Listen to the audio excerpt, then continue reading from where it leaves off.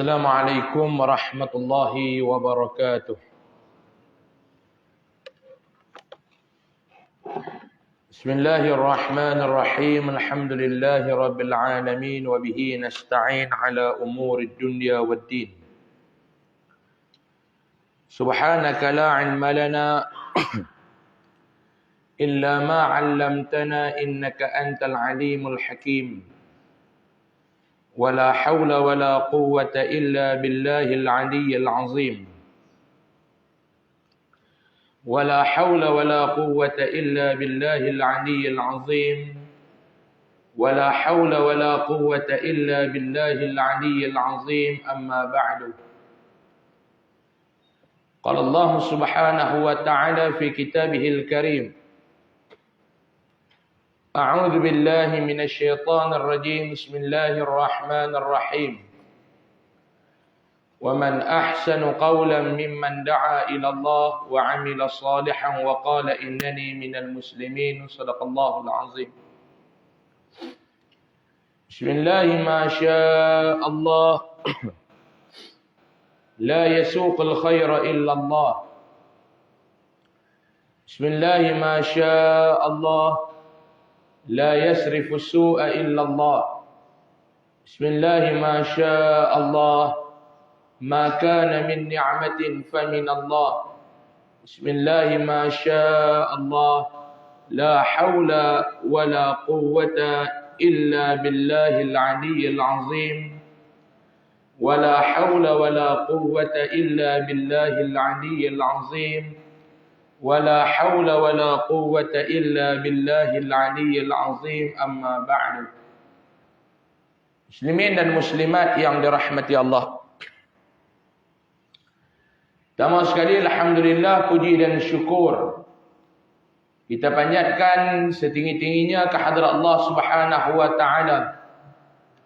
Pada malam ini dengan izin dan limpah kurnianya dapat sama-sama kita bersua dan kita bertemu di dalam rumah Allah Ta'ala yang mulia ini, dalam majlis ilmu kita ini. Mudah-mudahan keberadaan kita pada malam ini mendapat rahmat dan kasih sayang di sisi Allah Subhanahu wa Ta'ala. Amin ya rabbal alamin.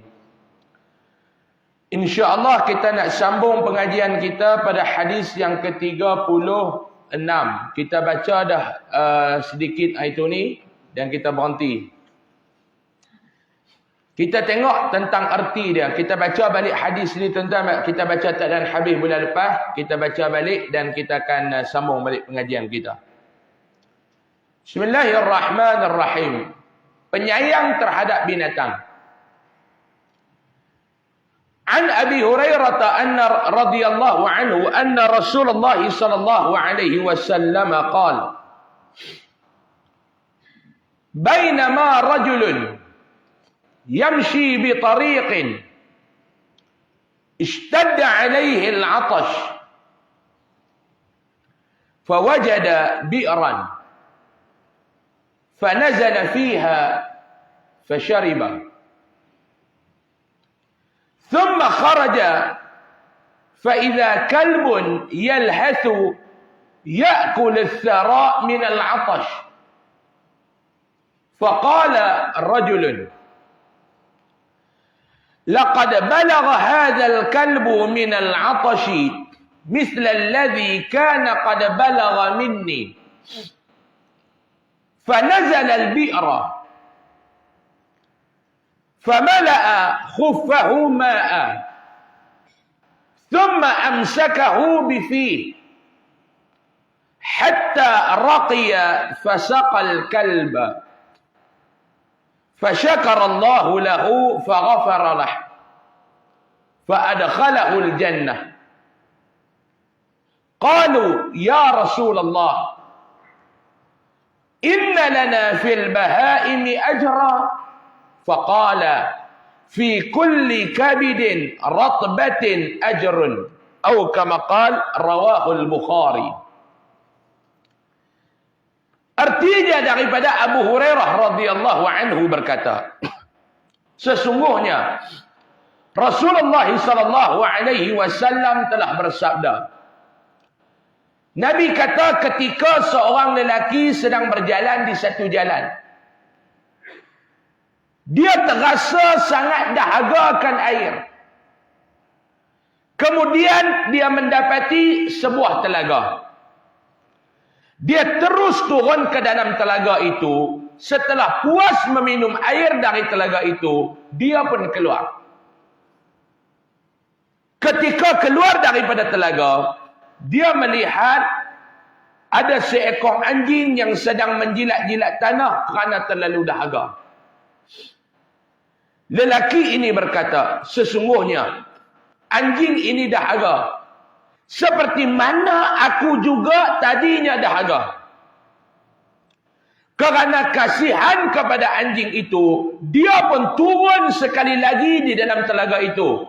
Dia mengisi air di dalam khufnya, kemudian menggigit khuf tersebut dengan mulutnya, supaya tangannya, supaya mudah untuk memanjat telaga menggunakan kedua belah tangannya. Kemudian dia memberi minum kepada anjing itu. Karena sifat penyayangnya itu, Allah mengampunkan dosanya dan memasukkannya ke dalam syurga. Sahabat bertanya, wahai Rasulullah, adakah berbuat baik kepada binatang mendatangkan pahala? Nabi menjawab, melakukan kebaikan kepada setiap makhluk yang mempunyai roh dan nyawa mendatangkan pahala. Hadis riwayat daripada Imam Al-Bukhari, hadis yang sahih. Tuan-tuan muslimin dan muslimat yang dirahmati Allah Subhanahu wa taala. Hadis yang kita baca pada bulan lepas ni, tapi kita tak habis, kita ulang balik.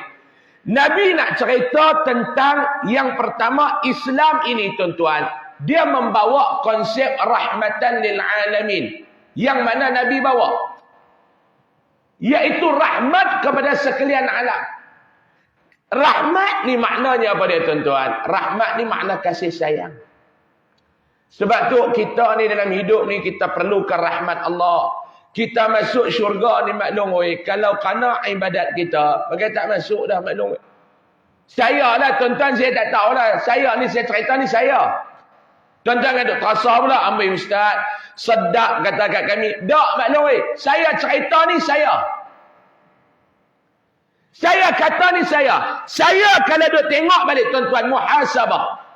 Muhasabah. Saya rasa saya ni kalau fikir tentang amalan saya, ibadat saya, untuk memasukkan saya ke dalam syurga, saya nak pergi ke syurga kerana ibadat saya, pakai tak masuk dah maklum weh.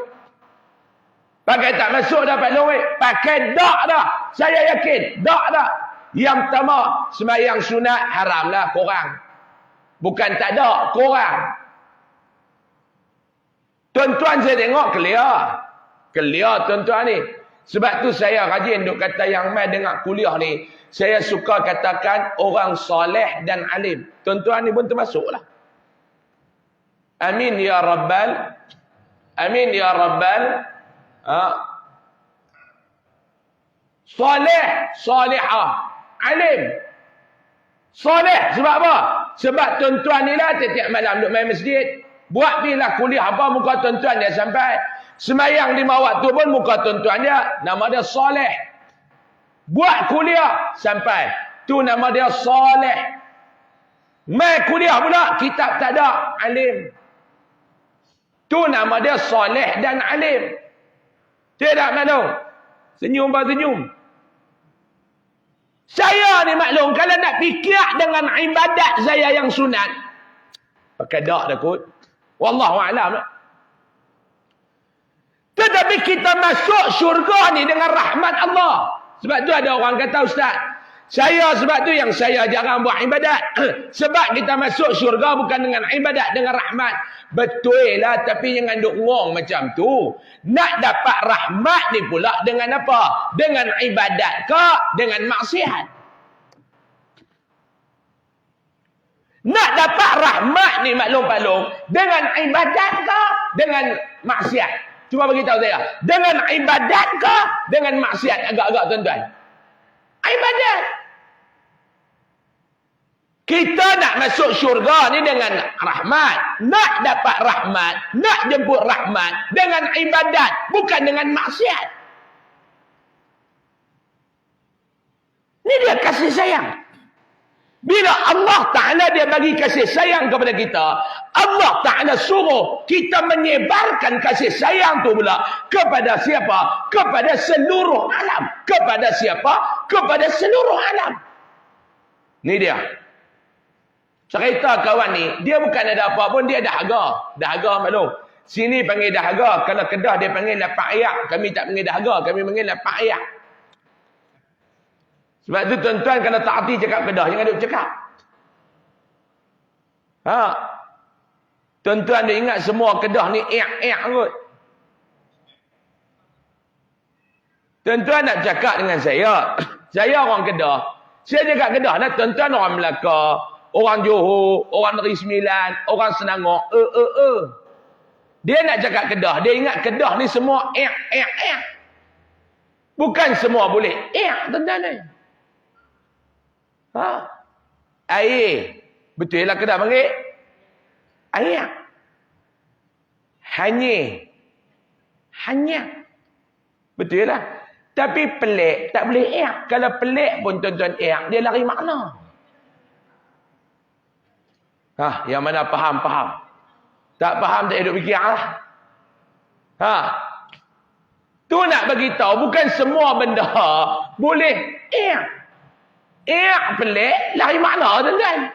Sekian dimaklumkan. Sebab tu kalau tak hati bercakap, jangan duk bercakap.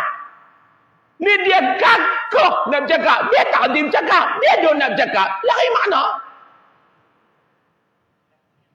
Macam kami tak panggil dahaga. Kami panggil lapak ayak. Sebab di Kedah, dia tak panggil minum ayak. Dia panggil makan ayak. Dia jumpa kawan dia, "Hei, makan ayak tu." Makan. Kalau minum dahaga, makan lapak. Sebab tu kami panggil lapak ayak. Macam banyak benda lah di Kedah maklum. Maklum kalau main di depan masjid, dia tulis di situ pada kata, buka kasut. Betul tak? Tu siapa dia? Imbulan ke nak Korea balik? Anak Korea balik Hebat tuan-tuan. Tuan-tuan kalau orang pakai kasut naik atas masjid, tuan-tuan akan kata apa? "Hei, buka kasut." Kami tak panggil buka, kami panggil buang. "Hei, buang kasut." Tu cara dia. Kami tak panggil seri muka, kami panggil pulut sekaya. Kami tak panggil kari kepala ikan, kami panggil gulai kepala ikan. Tuan-tuan kalau tak hati, jangan duk cakap. Ada orang dia nak cakap, dia duduk di Kedah, dia main Selangor, dia nak cakap Selangor, dia cakap KL. Bunyi pelik. Tahu pelik. Dia naik LRT penuh, minta maaf ya, dia orang Kedah. Minta gain shot sikit, terus keluar Kedah tuan. Dua perkataan dia cakap, keluar Kedah terus. Kawan ni dia lapak ayak, dia dahaga. Dia tengah-tengah berjalan di Padang Pasir, dia dahaga. Bila dahaga ni dia nampak ada satu telaga. Dia kata dahaga, dia pun turun telaga tu. Turun masuk dalam telaga. Telaga orang Arab ni maklum, dia bukan macam telaga kita ni. Tuan-tuan bisa tengok telaga tak? Dulu duduk di kampung bisa tengok telaga tak? Dia bukan pecen tu. Tambahlah ni dia tak buat telaga, dia buat boring tu lagi kecil. Style telaga Arab ni dia boleh duduk dan masuk, dan di bawah ni dia ada tempat duduk. Dia masuk dalam telaga tu, dia ada tempat yang dia boleh duduk. Dia cedok air tu, air telaga tu, dia minum air telaga tu sampai puas, baru dia naik. Dia naik, dia tengok ada seekor anjing duk jilat. Ni, anjing ni duk jilat apa nama tanah? Duk jilat tanah. Bila duk jilat tanah, tuan-tuan, dia kata anjing ni dahaga, dia kata. Dia turun, dia ambil kasut dia khum ni, dia angkat, dia cedok air, dia kokok dengan kaki mulut dia, dia pegang, dia angkat, dia bagi anjing tu minum sampai anjing tu hilang dahaga. Kerana perbuatan dia itu, Nabi kata Allah Subhanahu wa taala akan memasukkan dia ke dalam syurga. Sahabat bila dengar, sahabat kata, "Ya Rasulullah, adakah dengan sebab berbuat baik kepada binatang kita dapat masuk dalam syurga?" Nabi kata, buat baik kepada setiap makhluk yang ada roh pasti akan menjadi ibadah dan mendapatkan pahala. Apatah lagi tuan-tuan, kita buat baik dengan orang. Saya semalam ni duduk balik daripada ceramah malam. Saya duduk buka Telegram ni, duduk baca perkembangan kawan-kawan kita di Rozal. Saya tahu dah tuan-tuan ni lupa habis dah. Tuan-tuan ni lupa dah. Ada yang lupa dah. Betul dah maklum? Lupa dah. Rakyat Gaza ni maklum campur tambah tolak darat bahagi. Tinggal lebih kurang 700,000 orang lagi. Daripada dulu ni ramai mana tu? La ni tambah tolak darat bahagi anggaran kasak tinggal 700,000 orang lagi. Hospital ni pakat duk tutup dah Pak Long. Tak ada dah ubat nak bagi dekat rakyat. Tak ada dah. Sebab segala bentuk bantuan discard. Tak boleh masuk lah. Makanan ni maklum tak ada. Di sana tuan-tuan tahu tak tahap lepas lapak ni macam mana? Terpaksa makan makanan binatang untuk meneruskan kehidupan. Ni saya nak abang ni sebab tuan-tuan dah tak baca dah. Maklum tak? La ni di Malaysia ni dia bukan kalut dah benda ni. Dia kalut persembahan pok-pok menyanyi tu, the ladies tu menyanyi tak sedap. Ada kalut yang tu. Di Malaysia ni dia duk kalut artis nak bercerai. Dia kalut macam tu. Bak Roza ni orang tak apa baca dah. Tak apa dah saya baca, saya main cerita kat maklum dengar sudah dah. Nak saya tolong baca bagi kat tuan-tuan. Tuan-tuan tak apa baca dah lagu tu. Tahap kelaparan rakyat di Gaza ni Pak Long, sampai tahap dia macam mana? Lo ni lepas kalau lapar, lepas makan makanan binatang. Sebab tu saya nak bak tuan-tuan yang ada lagi Telegram ni, masuklah tengok grup-grup tu, bacalah perkembangan. Saya tak erti cakap orang putih, tak erti baca orang putih, saya baca hak Melayu dengan Arab. Tuan-tuan hak erti orang putih, masuk grup ada apa tulis orang putih tu. Hak Arab janganlah duk masuk. Saya tak erti orang putih, saya tak masuk dia orang putih. Sampai kemarin dulu ni, gambar dimasukkan, seorang budak berusia 2 tahun mati. Perempuan. Kanak-kanak berusia 2 tahun. Comel tuan-tuan ni. Sebab kematian dia apa dia? Perut dia tak boleh nak proses dan badan dia tak boleh nak terima makanan binatang yang dia makan. Disebabkan dia makan makanan haiwan tu tuan-tuan, mati.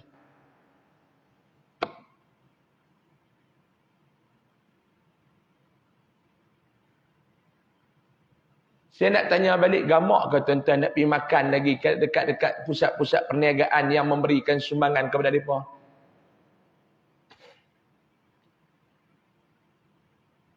Sebab lah ni kita tengok mula duk ramai balik dah tuan-tuan ni.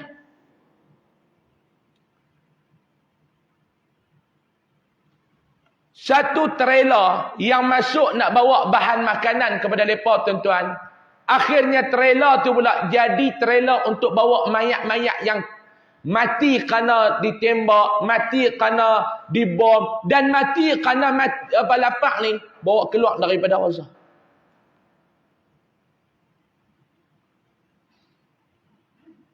Pihak musuh tutup habis laluan untuk membawa bahan makanan.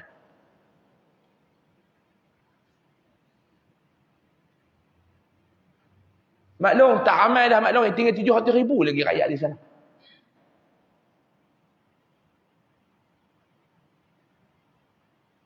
Satu guni gandum jatuh atas jalan. Satu guni gandum kerana duk berebut ni jatuh. Lepas tu adalah saki-baki gandum tu yang tinggal lagi kat atas tanah. Budak-budak kecil umur 2 tahun, 3 tahun pi duk sapu, kutip, bubuh dalam bekas nak buat balik suruh mak mereka masak. Gandum yang bercampur dengan tanah ni nak minta mak mereka masak buat roti mereka nak makan.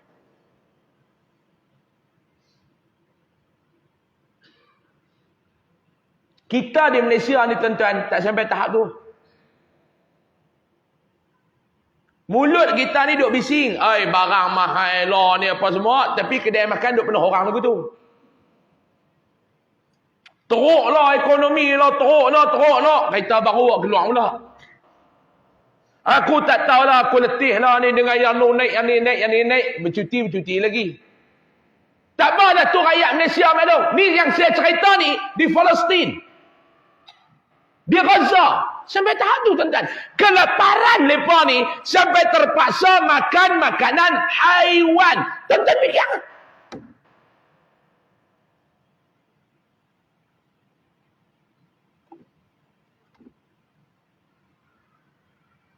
Saya bila tengok budak comel umur 2 tahun mati kerana kelaparan. Bayi-bayi mati kerana kelaparan. Susu bayi tak ada maklum di sana tak ada. Kita di Malaysia ni tak pergi hospital bukan sebab tak ada ubat, sebab tak ada duit. Ni betul yang ambil hospital kerajaan tak pergi private, aku tak ada duit, ada lagi. Hang tak boleh pergi hospital private, ambil kepada hospital kerajaan.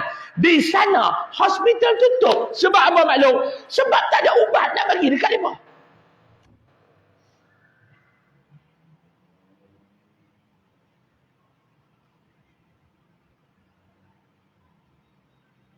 Kita ni kan kata lupa apa? Doa pun terlupa dah kat mereka.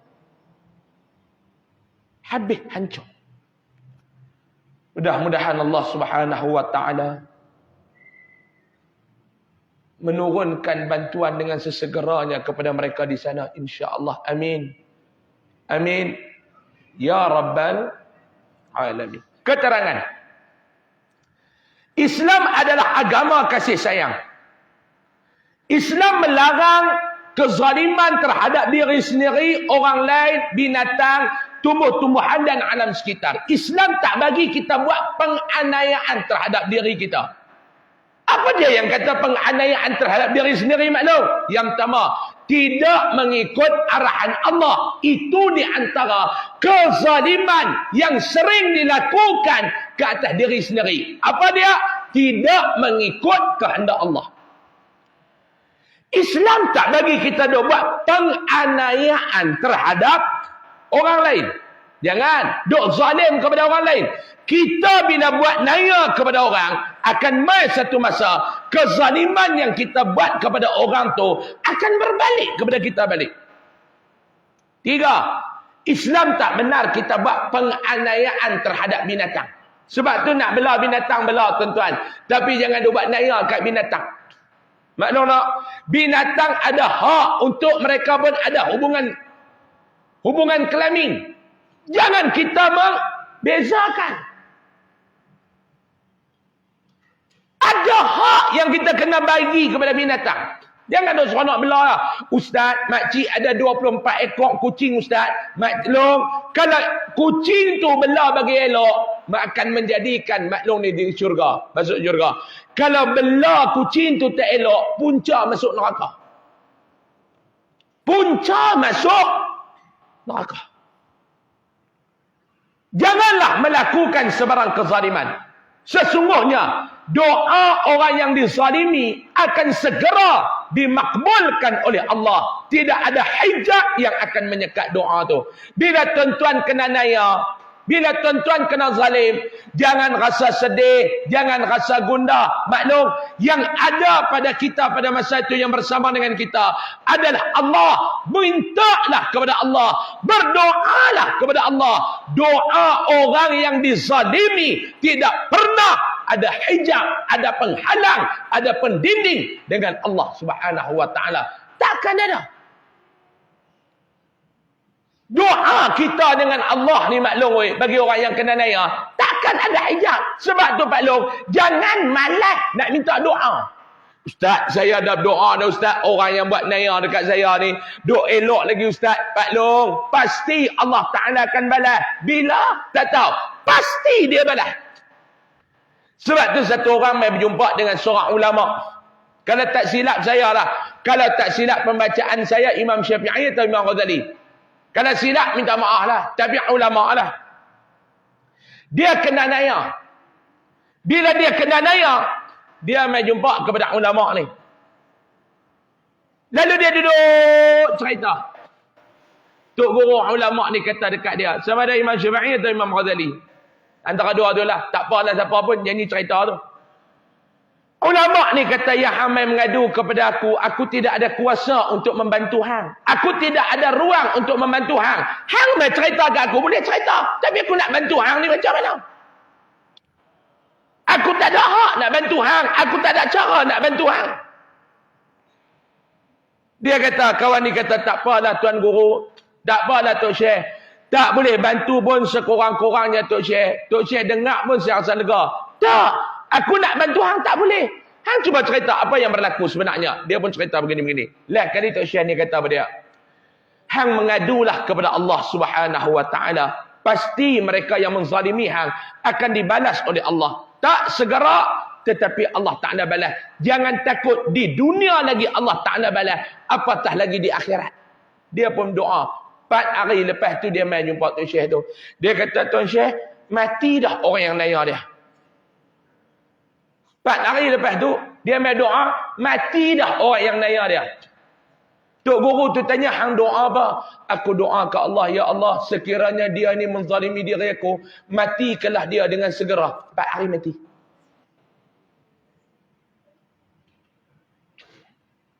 Saya doa ke orang yang naya saya tak minta mati dia. Saya minta mati pucuk. Sebab apa dia? Keturunan lagu hang tu tak ada dah lepas ni. Hak jenis benih jahat macam hang ni, tak ada dah lepas ni.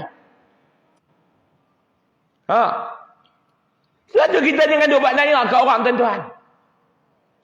Buat naya dekat orang ni seronok saya. Seronok bila masa kita buat tu ya. Lepas tu hang kena tanggung. Kalau doa dia dengan Allah, hang tanggunglah. Ustaz, awaklah saya ni susah Ustaz. Susah, lepas susah, susah, lepas susah, susah. Hancur balik. Saya biasa bawa orang pergi umrah. Yang pergi dengan saya ni lelaki bini. Pencen kerajaan. Pencen kerajaan. Laki dia bawa pencen, bini dia bawa pencen. Pencen tak sampai setahun dia pergi umrah dengan saya. Pangkat besar. Pangkat besar. Dia pencen pun jusasi. Jusasi. Dia pencen tu jusasi. Pangkat besar. Pergi dengan saya umrah. Duduk dekat airport KLA tu tuan-tuan. Beg-beg saya apa saya tak payah duduk bawa lah. Semua dia petik lah. Hello boy. Baik, dia bayar duit perak-perak bawa semua beg kami. Orang duit banyak. Sampai di Mekah, dia kata dekat bini dia, bagi tahu dekat ustaz, kita pergi tawaf sendiri. Ustaz bawa lah jemaah lain, kita pergi tawaf sendiri. Saya tanya dia. Saya kata, Datin bisa main ke Mekah? Dia kata first time ustaz. First time jom ikut saya. Sekali saya nak tunjuk, lepas ni dah faham, esok lusa main buat sendiri. Okey. Habis tawaf, kami sa'i. Habis sa'i, saya kata, jom kita nak balik. Dah tahlul, kita nak balik. Dia kata dekat saya, dia kata, Ustaz, kami nak balik sendiri. Saya kata, okey. Datuk Datin balik sendiri. Saya balik dulu. Saya habis buat umrah lepas Aisyah. Esok saya pergi nak sembahyang subuh. Saya tengok bini dia Datin tu duduk mengelewak kot dataran Masjid Haram. Saya kata, siapa Datin? Dia kata, Ustaz nampak I punya husband tak? Saya kata semalam kata nak balik sendiri. Ya Ustaz, I duk cari my husband tak jumpa. My husband tak jumpa dah.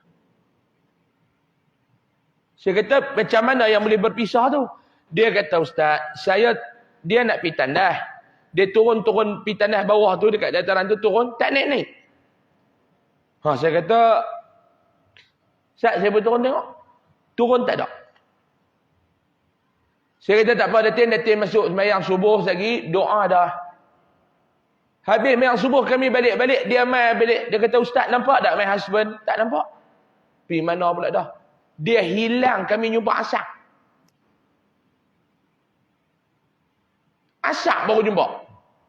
Padahal hotel kami tu, Safa tahu tu ya. Saya tengok-tengok dia pelik. Dalam keadaan dia duduk pakai ihram yang semalam lagi. Betul saya kata, Datuk pergi mana? Ya ada tak pergi mana. Dia jadi bela. Saya bawa dia naik bilik, saya bagi makanan dekat dia, suruh dia berehat. Esok dia keluar pula, hilang pula. 3 kali dia hilang. Yang bini dia duk mai, ustaz. You nampak my husband? Ha, saya kata mampu. Jemaah dekat 120 orang, aku duk kena jaga lelaki hang seorang pula. 119 orang lagi pun aku nak kena jaga pula, dia jaga bini lelaki hang seorang. Sampai 3 hari tu, hari ketiga dia hilang, saya awak keluar arahan dekat bini dia, saya kata, Datin, suami Datin tidak dibenarkan keluar bilik. Nak keluar mesti dapat kebenaran saya. Kalau tak dapat, hilang, jangan telefon saya. Dia jadi bela. Dia jadi ingat-ingat lupa, dia jadi menyenyuk. Benda dia elok. Umur baru 59, dia pencen 58. Saya pun sampai hari tu nak pergi Madinah. Bila nak buat tawaf wadak tu, saya pegang, saya bawa pinggan saya. Saya takut hilang. Duduk atas bas masa pergi Madinah, saya sembang dengan bini dia. Saya kata, Datin, you punya husband ni memang ada masalah ni lah. Dia kata, tak ada ustaz. Selama saya kahwin dengan dia, dia tak ada. Ni saya heran siapa jadi di sini. Saya kata, memang pernah jadi macam ni. Tak pernah jadi. Saya kata, ada benda yang tak betul dia tak buat. Baru dia cerita, masa perjalanan tu dia cerita. Bab apa dia? Pembahagian harta pusaka. Abang dia menikah dengan kak ipar dia. Ada anak 2 orang. Abang dia mati. Duduk dengan kak ipar. Dia tak berapa nak ngam dengan kak ipar. Bila arwah mak dia mati, hak bahagian abang dia tak bagi kat kak ipar dia. Dia tak bagi dekat kakak ipar dia, dan anak-anak arwah abang dia tu pun tak dapat apa. Makan rata lagu tu. Pi sana maklum jadi. Mana kita tahu doa nak menekan dia apa dia? Ya Allah, pak menekan aku ni kalau dia buat naya bagi gila. Mana kita tahu? Sebab tu jangan buat naya dekat orang maklum. Jangan buat naya. Termasuk buat naya. Bila saya kata buat naya, dia kata saya tak nak buat naya kat orang ustaz. Alhamdulillah. Pak Long, dengar saya nak abang. Termasuk di dalam kita buat naya kepada orang ni apa dia. Duk cerita tak elok pasal satu orang tu belakang dia. Naya tu. Ya, kita tak makan reta dia. Ya, kita tak balas reta dia. Ya, kita tak buat pelik. Tapi kita bercakap benda tak elok di belakang dia. Bercakap pula pada orang. Walaupun benda tu betul. Yang ni yang orang kata, ustaz, tak. Saya nak bagi tahu ke ustaz ni. Yang saya cerita ni ustaz, benda tu betul. Maklum, kalau betul, nama dia mengumpat. Kalau tak betul, nama dia fitnah. Dua-dua berdosa. Tak payah dia main kata, tak ustaz, yang maklum cerita tu ustaz, benda betul. Betul kan maklum cerita? Ya ustaz, maklum cerita benda betul. Tu nama dia mengumpat. Dosa ke tak? Ha? Dosa. Tak betul. Nama dia fitnah. Dosa ke tak? Dua-dua berdosa. Understand?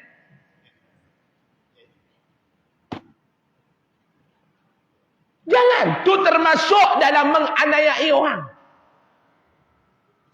Menyayangi makhluk Allah. Sebenarnya mengundang kasih sayang Allah kepada kita. Apa dia? Masuk waktu dah kah? Belum? Ha. Yakinlah apabila kita menyayangi makhluk Allah di bumi ini, kita akan disayangi oleh makhluk Allah yang berada di langit. Iaitu para malaikat. Kalau kita sayang kepada makhluk Allah yang berada di bumi ini maklum, kita akan disayangi oleh makhluk Allah yang berada di langit, iaitu malaikat. Hadis ke-37 merupakan hadis terakhir kepada kita malam ni. Saya nak habis dekat hadis 37 ni. Membaca wirid selepas solat maghrib dan subuh. Ni amalan. Amalan apa dia ustaz? Amalan yang Pak Long dan Mak Long buat lepas subuh dengan lepas maghrib. Apa dia? An Muslim bin Haris At-Tamimi radhiyallahu anhu. An Rasulullah sallallahu alaihi wasallam annahu asarra ilayhi faqala idza sarafta min salatil maghrib faqul Allahumma ajirni minan nar 7 marrat fa innaka qulta dhalik thumma mutta min lailatik kutiba lak jiwarun minha. Wa idza sallaita as-subha faqul kadhalik fa innaka in mutta min yaumika kutiba lak jiwarun minha atau kama qala rawahu Abu Dawud. Daripada Muslim bin Al-Haris At-Tamimi radhiyallahu anhu, daripada Rasulullah sallallahu alaihi wasallam, sesungguhnya Rasulullah annahu asarra ilaih, Nabi berbisik kepadanya, faqal, Nabi bisik, Nabi kata apa dekat dia? Izan sarafta min salatil maghrib, apabila kamu selesai sembahyang maghrib, Nabi kata, faqul, maka kamu baca doa ni, Allahumma ajirni minan nar. Baca tak tuan-tuan? Baca. Berapa kali Nabi suruh baca? Kita duk baca 3. Betul tak? Allahumma ajirna minan nar. Imam baca. Allahumma ajirna minan nar. Allahumma ajirna minan nar. Allahumma antas salam wa minkas salam. Tapi dalam hadis ni kata lepas maghrib dengan lepas subuh, baca berapa kali? 7 marrat, 7 kali. Allahumma ajirni minan nar. Allahumma ajirni minan nar. Allahumma ajirni minan nar. Allahumma ajirni minan nar. Allahumma ajirni minan nar. Allahumma ajirni minan nar. Allahumma ajirni minan nar. 7 kali. Baik Ustaz. Maklum nak tanya Ustaz. Ada apa maklum? Kadang-kadang maklum pergi sembahyang. Maklum ada dengar tu imam baca Allahumma ajirna minan nar. Lepas tu maklum pergi sembahyang pula dekat tempat lain.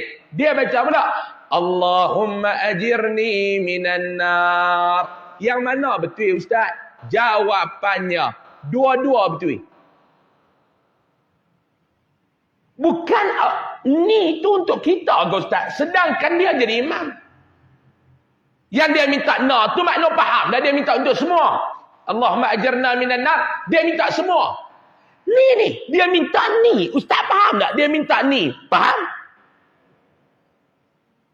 Lepas tu dia minta kat dia seorang lah, kau jemaah dia tak minta. Maklum. Kalau kita mengaji dalam bab fiqh, maklum oi, ada pandangan ulama kata bila sampai tentang minta perlindungan daripada neraka, dia suruh minta sendiri-sendiri masa tu. Mula dah ba astaghfirullahal azim alladzi la ilaha illa huwal hayyul qayyum wa atubu ilaih. Amat. La ilaha illallah wahdahu la syarika lah, lahul mulku wa lahul hamdu yuhyi wa yumiit wa huwa ala kulli syai'in qadir. Amat. Lepas tu main minta berlindung daripada neraka. Ada pandangan ulama kata baca Allahumma ajirni dan jemaah pun baca Allahumma ajirni. Minta sendiri-sendiri. Oh. Duk ingat ke yang tu tak betul? Betul. Yang tak betul maklum. Betul apa? Duk je cari salah orang. Sila azan dulu.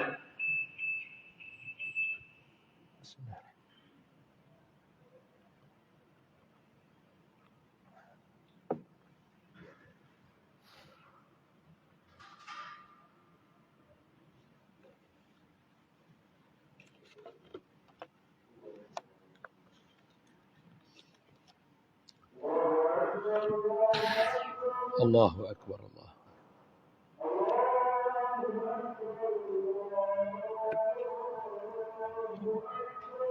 Allahu akbar, Allah.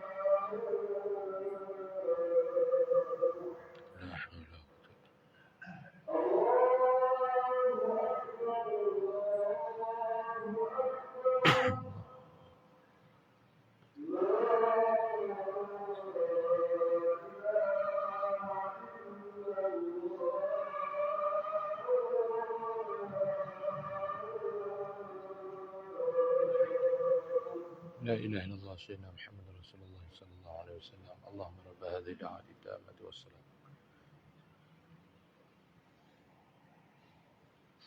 Bismillahirrahmanirrahim. 10-15 minit lagi saya berhenti. Tuan-tuan nak? Boleh nak? Baik, kita nak habis kita punya hadis ni. Baik. Jadi dua-dua betul yang maklum. Kalau tu imam baca Allahumma ajirna minan nar pun ada pandangan suruh baca macam tu. Kalau dia baca Allahumma ajirni minan nar pun ada pandangan ulama kata macam tu. Sebab ada ulama kata biasa doa untuk melindung daripada neraka, dijauhkan daripada neraka, baca sendiri-sendiri. Baik. Jadi di sini Nabi kata selepas maghrib baca 7 kali. Selepas subuh baca 7 kali. Allahumma ajirni minan nar 7 marrat. Nabi kata, baca 7 kali. Siapa yang lepas sembahyang maghrib, dia baca 7 kali. InsyaAllah tak. Sehari maklum nak baca. Sehari Aisyah. Nabi terus baca maghrib. Tu tak boleh baca ke Aisyah? Boleh. Tak ada masalah. Baca lah. Cuma dalam hadis ni Nabi kata maghrib. Fa innaka idza qulta dhalik, siapa yang pergi baca lagu tu 7 kali Nabi kata lepas maghrib, Allahumma ajirni minan nar, Allahumma ajirni minan nar, Allahumma ajirni minan nar. Summa kemudian mutta min lailatik, malam tu dia mati. Dia baca maghrib tu 7 kali, Allahumma ajirni minan nar, Allahumma ajirni minan nar, Allahumma ajirni minan nar. Tiba-tiba dengan izin Allah, takdir Allah, malam tu dia mati. Kutiba laka jiwarun minha. Allah Ta'ala akan suruh kepada malaikat memastikan ditulis kepada kamu, Nabi kata dekat Muslim bin Harith At-Tamimi, kalau hang baca 7 kali lepas maghrib Allahumma ajirni minan nar, malam tu hang mati, Allah Ta'ala dah perintah dah kepada malaikat agar tulis nama hang ni bebas daripada neraka. Mudah terjemah lagu tu nak abang. Siapa yang baca malam tu, Nabi bisik dekat dia, wahai Muslim Haris At-Tamimi, siapa yang sebut benda ni lepas maghrib 7 kali, Allahumma ajirni minan nar, lepas dia sebut, tiba-tiba malam tu dia mati, Allah Ta'ala dah suruh malaikat catat nama dia ni, yang sebut ni, agar dia ni dibebaskan daripada api neraka. Mudah-mudahan kita tergolong dalam golongan tersebut. Amin. Amin. Ya Rabbal Alamin. Dia kata, wa idza sallaita as-subha faqul kadzalik. Dan hang sembahyang subuh pula, hang lepas sembahyang subuh, hang baca lagu tu juga. Allahumma ajirni minan nar 7 kali. Fa innaka in mutta min yaumik kutiba laka jiwarun minha. Bila hang baca lagu tu, hang mati pada hari itu, Allah Ta'ala suruh malaikat catat nama hang agar nama hang ni terbebas daripada api neraka. Hadis riwayat daripada Abu Daud. Muslimin dan muslimat yang dirahmati Allah. Benda yang mudah. Nabi bagi satu amalan kepada kita malam ni mudah. Mudah. Baca yang tu. Jadi Ustaz, kadang-kadang kami ni kadang-kadang tak berapa ingat Ustaz. Oi, tak berapa ingat. Sekali duk buat yang lain 3-3, tiba-tiba subuh dengan maghrib ni nak kena baca 7. Tak apa ingat. Salah tak kerana kami tibai semua waktu ni 7. Tak salah. Kita nak minta berlindung daripada api neraka ni tuan-tuan. Saya nak baca sikit hadis Nabi kepada tuan-tuan sebelum kita nak berhenti. Saya janji dengan tuan-tuan, tuan-tuan ada buat muka susah hati macam tu, saya berhenti sebelum pukul 9. Nah, tuan-tuan ada buat muka susah hati dulu tu. Saya berhenti sebelum pukul 9 insya-Allah. Tuan-tuan muslimin dan muslimat, kita baca sedikit tentang penciptaan api neraka dan apa yang Allah Ta'ala sediakan dalam neraka. Boleh? Nak dengar tak? Ni yang Nabi suruh kita baca ni, nak berlindung daripada api neraka. Di dalam sebuah hadis daripada Abu Hurairah radhiyallahu anhu, ni saya ambil dalam kitab lain. Nabi kata pada dia, Nabi bersabda, uqida 'alan nar 1000 sanatin. Masa Allah Ta'ala nak cipta neraka ni, Allah Ta'ala perintah kepada malaikat, nyalakan api neraka ni lama mana maklum? 1000 sanatin, 1000 tahun. Waktu Allah Ta'ala nak cipta neraka, mula-mula cipta neraka, Allah Ta'ala perintah kepada malaikat. Hei malaikat, hampir cucuh api ni, nyalakan api neraka ni, 1000 sanatin hatta marrat. Hang nyalakan api neraka ni, sampai dia ni menyala 1000 tahun. Malaikat pun bercucuh api neraka ni tuan-tuan, 1000 tahun menyala. Hatta marrat. Sampai api tu, warna dia bertukar menjadi warna merah. 1000 tahun, fasa yang pertama dinyalakan, sampai warna dia bertukar menjadi warna merah. ثم أوقد عليها 1000 سنة أخرى حتى بيضت. Kemudian malaikat biak lagi. Allah Ta'ala suruh biak lagi api itu daripada warna merah tu selama 1000 tahun. Hatta biyaddat. Sampai api itu 1000 tahun lepas tu bertukar menjadi warna putih. Ni tuan-tuan nak tahu kan api neraka warna apa? Kita tengok. ثم أوقد عليها 1000 سنة حتى اسودت. Kemudian Allah Ta'ala kata kat malaikat, dah, jangan dah kacau. Biar lagi 1000 tahun. Mula cucuk 1000 tahun yang pertama, fasa yang pertama jadi warna merah. Biar 1000 tahun yang kedua jadi warna putih. ثم أوقد عليها 1000 سنة. Biar lagi 1000 tahun. Hatta swaddat. Sampai api itu bertukar menjadi warna hitam. فهي سوداء كالليل المظلم. Warna hitam tu dia nak nampak hitam tu lagu mana? Nabi kata perumpamaan gelap malamnya. Hitam gelap malam. Ni dia tuan-tuan bayangkan. Hak kita duk kena tu baru biru dengan oren. Hak yang tuan-tuan duk cucuk rokok tu, warna biru dengan oren. Tu pun maklum kalau dia terbakar pergi rumah. Na'udzubillah min zalik. Warna oren tu, dia boleh melecukkan badan kita. Terbakar, keluar tak kena orang dah. Bayangkan kalau kena api neraka. Na'udzubillah min zalik. Abu Lais meriwayatkan dengan sanadnya daripada Mujahid, dia berkata, sesungguhnya di dalam neraka ni Allah Ta'ala sediakan kepada ahli neraka ni pada dia beberapa telaga. Allah Ta'ala sediakan dalam neraka ni ada beberapa telaga. Ni yang akan menemani ahli neraka ni.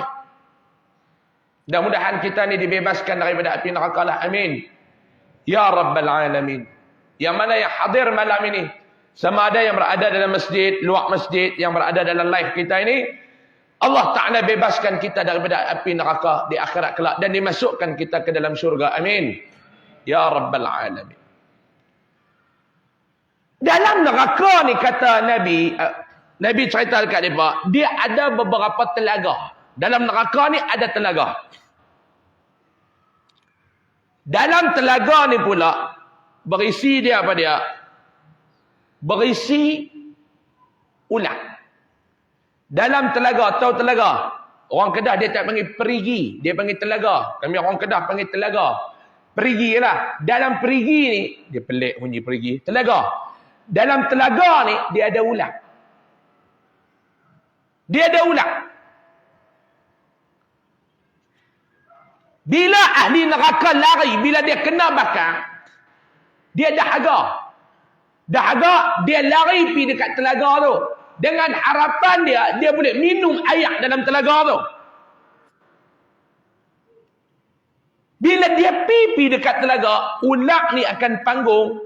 Ular ni, bila ular ni, keadaan patuk dia lagi. Baru dekat dengan bibir ular tu. Muka ahli neraka ni, baru dekat dengan mulut ular. Nabi kata, habis lerai kulit muka kita ni. Duduk dekat ular tu, habis lerai kulit muka, habis gugur segala kulit dan habis gugur segala kuku. Sakit dia ni tak dapat nak bayangkan sampai bila-bila akan terasa pedihnya. Baik, tu ular. Nabi kata dalam telaga tu ada ular. Dalam hadis riwayat daripada Abdullah bin Jubair radhiyallahu anhu, dia kata satu hari aku duduk dengan Nabi SAW. Abdullah bin Jubair kata dekat Nabi, dia kata, ya Rasulullah, aku biasa dengar kamu cerita dalam neraka ni ada perigi. Dalam perigi itu ada ular. Ya Rasulullah, boleh tak kamu cerita dekat aku ni dalam neraka ni ada apa? Dan ular ni besar mana? Lalu Nabi kata pada dia, Nabi jawab dekat Abdullah bin Jubair, Nabi kata pada dia, inna fin nari hayyatun. Nabi kata, sesungguhnya bahawasanya di dalam syurga dan dalam neraka ni, Nabi kata, wahai Abdullah, ada ular. Ular ni ada. Jika kami di Kedah tak panggil ular, kami panggil snake. Sini panggil ular. Mithlu a'naqil ibil. Ular ni besar mana dalam neraka ni? Nabi kata, besar mana ular dalam neraka ni? Besar leher unta.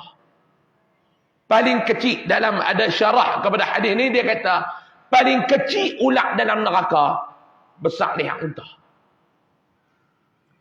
Dan ada ular di dalam neraka ni maklum, sisik dia, satu sisik dia sebesar bukit Uhud di Madinah. Ni saya tak mau nak bawa panjang lah, takut kita berhenti kuliah subuh begitu. Ni saya nak berhenti dah ni, sebelum ke 9. Sekecil ular dalam neraka, Nabi bagi tahu kepada Abdullah bin Jubair, Nabi kata, sekecil ular dalam neraka ni, Nabi kata, mithlu a'naqil ibil, macam mana leher unta. Talsa'u ahaduhum las'atan yajidu humataha 40 kharifan. Sekali ular tu patuk hang, bisa dia terasa lama mana? 40 tahun.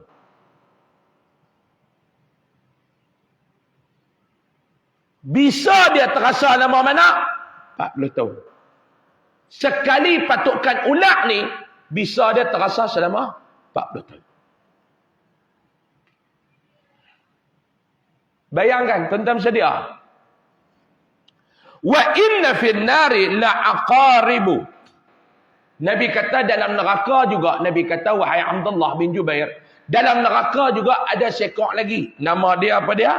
Nama dia, saya nak abang lagu mana? Sini dia panggil apa dia? Kalau Kedah dia panggil kalajengkiang. Sini dia panggil apa? Scorpion. Lebih kurang lah. Kedah panggil kalajengkiang. Sini panggil scorpion. Dalam neraka juga ada scorpion ni, Nabi kata. Ka'amsalil bighal. Besar mana yang kata scorpion ni, kalajengkiang ni besar mana maklum? Besar keldai. Dan dalam hadis, dalam syarah ulama kata, sekecil-kecil kalajengkiang dalam neraka sama besar dengan keldai atas dunia. Lebih kurang. Tadi ular, ni kalajengkiang pula. Talsa'u ahaduhum las'atan, bila dia gigit ang sekali, yajidu humataha 40 kharifan, pedih dia terasa selama 40 tahun. Ni dia yang kita duk minta berlindung ni. Tu saya baru cerita 2 hadis maklum. Kalau nak cerita bab neraka ni, kita boleh berhenti lagi pukul 12 hari. Jadi saya tak mau nak lajak. Jadi nak bebaskan daripada neraka ni maklum, Nabi ajak kita apa dia? Nabi ajak kita baca doa. Lepas subuh baca 7 kali, Allahumma ajirni minan nar. Kalau mati lepas subuh hari itu ang mati, Allah Ta'ala akan bebaskan hang daripada neraka. Mai pula maghrib, Allahumma ajirni minan nar 7 kali. Kalau mati malam tu, Allah Ta'ala bebaskan kita daripada neraka. Mudah-mudahan amalan tu kita dapat ambil bersama. Keterangan sebagai penutup. Allah menciptakan neraka sebagai tempat siksaan yang tidak terperi sakitnya dan panasnya. Neraka itu ada 7 pintu. Syurga ada 8 pintu. Neraka ada 7 pintu. Sebab itulah kita diajar untuk membaca doa di atas sebanyak 7 kali agar kita diselamatkan daripada semua pintu-pintu neraka ini. Mudah-mudahan Allah Subhanahu wa taala memberikan kepada kita pembebasan daripada api neraka. Amin. Amin. Ya Rabbal Alamin. Lepas Ramadan ni kita akan sambung pada hadis ke-38 insya-Allah. Wallahu a'lam. Saya mohon maaf banyak-banyak kalau ada salah dan silap sepanjang kuliah saya ini. Mudah-mudahan apa yang disampaikan ini memberi manfaat untuk kita bersama. Akhir kalam macam biasalah tuan-tuan, habis sembahyang solat fardu Isya nanti, siapa nak dapatkan produk saya atau Koko boleh dapatkan dekat kita saya di luar sana. Siapa yang nak menyumbang, tuan-tuan boleh tengoklah pintu-pintu dekat pintu keluar, tabung-tabung besi untuk tabung pendidikan dan kebajikan Yayasan Ar-Riyadah. Tuan-tuan boleh ulurkan sumbangan tuan-tuan kepada anak-anak yatim, pelajar-pelajar tahfiz dan juga fakir-fakir miskin, insya-Allah. Kita tangguh dengan tasbih kafarah dan surat Al-Asr.